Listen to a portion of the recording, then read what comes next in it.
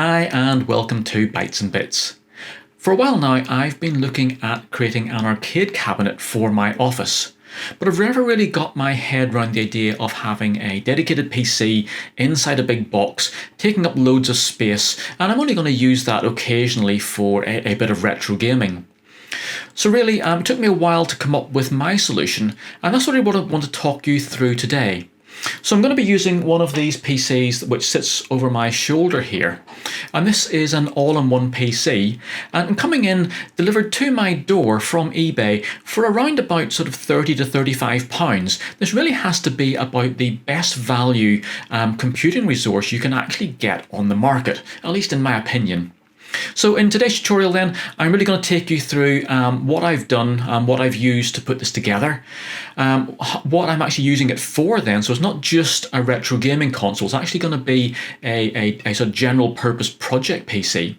And I'll take you through all that and show you how you too can get this set up for a very reasonable amount of money. So let's get straight into that. Now this is an all-in-one PC, which basically means that it's a monitor with a computer built into the back of it. So my model is a Lenovo ThinkCentre with a 4th generation Core i5 running at 2.8 GHz. It came with 4 GB of memory and a 128 GB SSD, but no Bluetooth or Wi-Fi and no keyboard and mouse. But I did pick it up for only £20 plus about £12 postage on eBay. Now to put that into perspective, with putting together a Raspberry Pi 4 based system or even a Raspberry Pi 5 system for about £40 to £60, plus a monitor, you've got to buy a hard drive and some sort of output speakers, and you're more than then having the cost of that system and getting a much more powerful computer into the deal. So the standard unit is a great base for this project, but I did have a number of spare parts that simply slotted straight into my machine. So I wanted more storage capacity and had a 500 GB hard drive from my old laptop.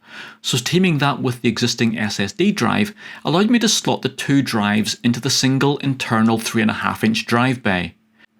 Now I did have to use the DVD SATA port for the second drive, as there's only one hard drive port exposed in the system. Now this isn't ideal, as some SATA ports can be slower than others, so you might be better off just getting a larger SSD if you're having to buy in some of your upgrades. Now this PC also came with 4 GB of memory, so I did have an old 4 GB stick that was from my old laptop, and that was just the right specification. So taking the RAM up to 8 GB did actually make quite a big difference. So what can this thing actually do? Well, it is a 2.8 GHz Core i5 PC, so even running the Windows 10 that came with it is no problem at all. I'm not going to bore you with benchmarks, just to say that general office work is great, and I use this for coding my microcontroller projects using PyCharm for Python and Visual Studio for C++, and all of these run at full speed with no issues. Having it here as well in my work area is great, and I don't have to worry about damaging my work PC when playing around with the soldering iron. And this is one of the reasons why I've mounted it a bit higher on my wall, so that it doesn't get in the way when I'm working on my projects. So for a general purpose project PC, this is perfect. So what about gaming then? Well, I have to admit I don't often play AAA titles, and with only the integrated graphics hardware available, I guess that's just as well, as this PC is definitely going to struggle to play newer games at any sort of usable resolution or frame rate. It will probably handle some of the lower power games, but that's not what I wanted it for. So I usually use it as a retro gaming system, and I've installed Big Box. Now, as you'd expect, all the older consoles, including Nintendo 64, Sega Saturn and original PlayStation, along with almost all of the arcade titles, run flawlessly. Now, I do have a soft spot for Wii Gaming, and I was very pleased to see Wii emulation working at pretty much full speed, with only a couple of glitches on some of the cutscenes. But that might well have been down to my DVD SATA port not working just as well as I thought it could do. Now, as I mentioned earlier, my PC didn't have a Bluetooth adapter, so I did have to add a dongle along with the sensor bar to be able to connect my Wiimote. Now, if you want to have a go at this and you need help setting it up, please do have a look at my Wii emulation video.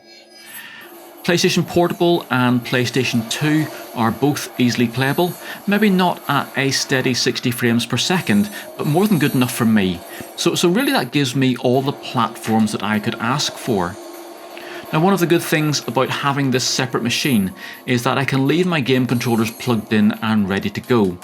So although this is not a proper arcade cabinet as such, I can simply plug in my arcade stick and I've basically got the whole arcade vibe sitting on my desk. But of course, when I've finished, I can just put the controller to one side and I've got my desk space back. So overall then, I am really pleased with the setup. I now have a PC right where I need it for my project work, and I can also get the full gaming experience whenever I want it. So as you can see, this machine here will do everything that I particularly want it to do, and that represents for me very great value. But those are all the positives we've been looking at so far, and of course, as with anything, there are various negatives and limitations. With these all-in-one PCs, you do have to be aware of those if you are thinking of buying one.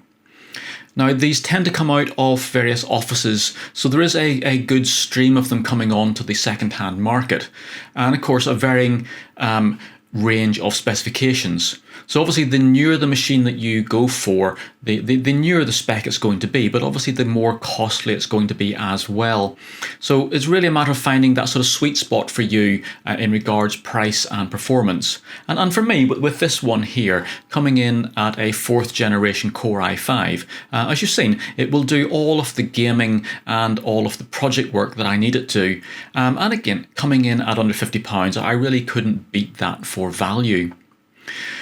Now, with these being all-in-one PCs, one of the big drawbacks is the upgradability of them. So really you are limited to playing a little bit with the RAM and a little bit with the hard drives. So these machines tend to have maybe 1 or 2 DIMM slots for memory inside them. So you'll be limited to, in my particular one, its maximum memory is 16 gigabytes. Some of the newer ones obviously will get up to the 32 gigabytes. So that is a limiting factor on that side. And on the hard drive side as well, there tends to be a single 3.5-inch drive bay, which you can get one full-size hard drive in, or as you've seen with me, if you go down to the mobile-sized hard drives, then you'll be able to put in 2 of those. But again, they tend to only have one full-speed SATA channel available. The DVD one does work, but it can sometimes be a slower SATA channel. But other than that, if you take all that into account, I have to admit, I feel these are incredibly good value for money. Not perhaps as your primary machine, but obviously a secondary machine and a project machine such as this, they really are a perfect deal. So I hope you found this information useful. Do have a look at these machines and see if one would fit into your lifestyle. If you've liked the video, please do like that and also subscribe to the channel. I'll be having lots more of these gaming videos and coding and making projects coming up. So I look forward to seeing you again in another video very soon, and bye for now. For more games programming, electronics projects and retro gaming, please make sure you like this video, subscribe to my YouTube channel and visit my website.